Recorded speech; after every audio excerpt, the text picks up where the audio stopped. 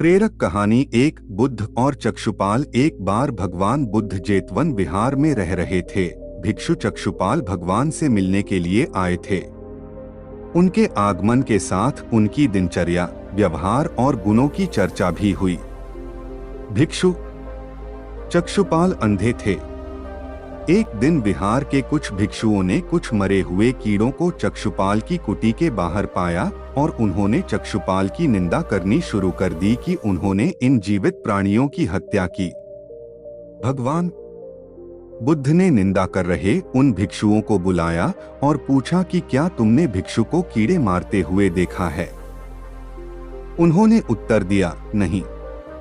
इस पर भगवान बुद्ध ने उन साधकों से कहा कि जैसे तुमने उन्हें कीड़ों को मारते हुए नहीं देखा, वैसे ही चक्षुपाल ने भी उन्हें मरते हुए नहीं देखा और उन्होंने कीड़ों को जानबूझकर नहीं मारा है, इसलिए उनकी भर्त्सना करना उचित नहीं है।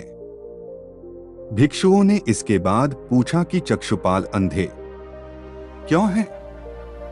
उन्होंने इस जन्म में अथवा पिछले जन्म में क्या पाप किए? भगवान बुद्ध ने चक्षुपाल के बारे में कहा कि वे पूर्व जन्म में एक चिकित्सक थे। एक अंधी स्त्री ने उनसे वादा किया था कि यदि वे उसकी आंखें ठीक कर देंगे तो वह और उसका परिवार उनके दास बन जाएंगे। स्त्री की आंखें ठीक हो गईं, पर उसने दासी बनने के भय से यह मानने से इनकार कर दिया। चिकित्सक को तो पता था कि उस स्त्री की आंखें ठीक हो गई हैं। वह झूठ बोल रही है। उसे सबक सिखाने के लिए या बदला लेने के लिए चक्षुपाल ने दूसरी दवा दी। उस दवा से महिला फिर अंधी हो गई। वह कितना ही रोई पीटी, लेकिन चक्षुपाल जरा भी नहीं पसीजा। इस पाप के फलस्वरूप अगले जन्म में चिकित्सक को अंधा बनना पड़ा। प्रेरक कहानी 2, परिश्रम और धैर्य। एक बार भगवान बुद्ध अपने अनुयायियों के साथ किसी गांव में उपदेश देने जा रहे थे।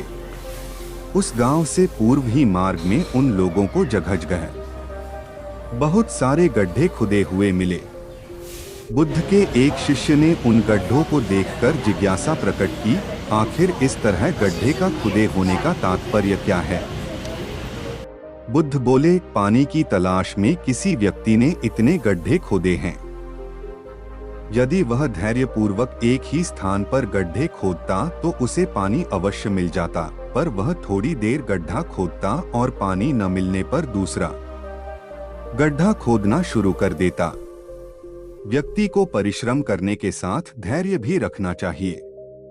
प्रेरक कहानी 3, अमृत की खेती। एक बार भगवान बुद्ध भिक्षा के लिए एक किसान के यहाँ पहुँचे। तथागत को भिक्षा के लिए आया देखकर किसान उपेक्षा से बोला, श्रमण, मैं हल जोतता हूँ और तब खाता हूँ। तुम्हें भी हल जोतना और बीज बोना चाहिए और तब खाना खाना चाहिए। बुद्ध ने कहा, महाराज, मैं भी खेती ही करता हूँ। इस पर किसान को जिज्ञासा हुई और वह बोला, मैं न तो तुम्हारे पास हल देखता हूँ, न बैल और न ही खेती का स्थल। तब आप कैसे कहते हैं कि आप भी खेती ही करते हो? आप कृपया अपनी खेती के संबंध में समझाइए। बुद्ध ने कहा, महाराज, मेरे पास श्रद्धा का बीज, तपस्या रूपी वर्षा और प्रजा रूपी जोत और हल है। पाप भीरुता का दंड है, विचार रूपी रस्सी है, स्मृति और जागरूकता रूपी हल की फाल और पेनी है। मैं वचन और कर्म में संयत रहता हूँ।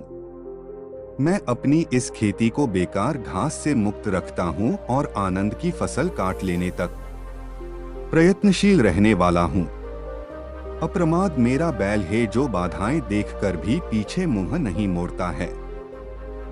वह मुझे सीधा शांति धाम तक ले जाता है। इस प्रकार मैं अमृत की खेती करता हूँ। प्रेरक कहानी 4, दान की महिमा।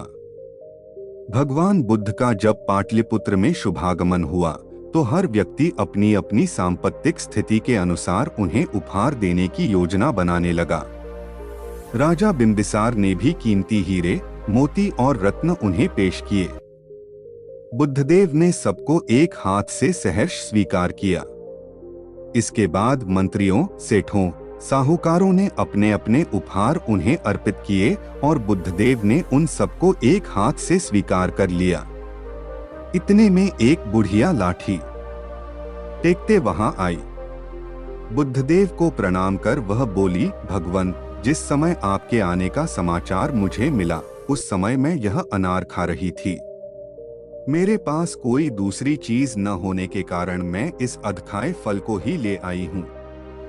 यदि आप मेरी इस तुच्छ भेंट स्वीकार करें तो मैं अहोभाग्य समझूंगी। भगवान बुद्ध ने दोनों हाथ सामने कर वह फल ग्रहण किया।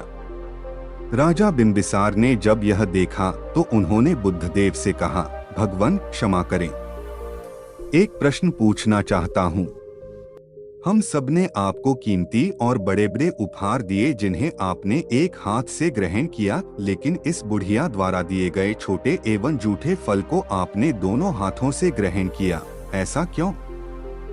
यह सुन बुद्धदेव मुस्कुराए और बोले, राजन, आप सबने अवश्य बहुमूल्य उपहार दिए हैं, किंतु यह सब आपकी संपत्ति का 10वां हिस्सा भी नहीं है।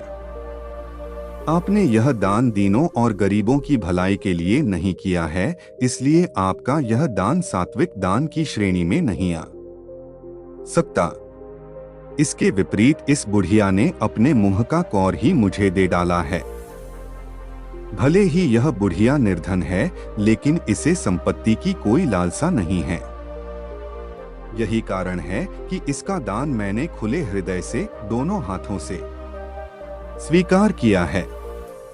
वेब दुनिया पर पढ़े समाचार, बॉलीवुड, ज्योतिष, लाइफ स्टाइल, धर्म, संसार, महाभारत के किस्से, रामायण की कहानियां रोचक और रोमांचक,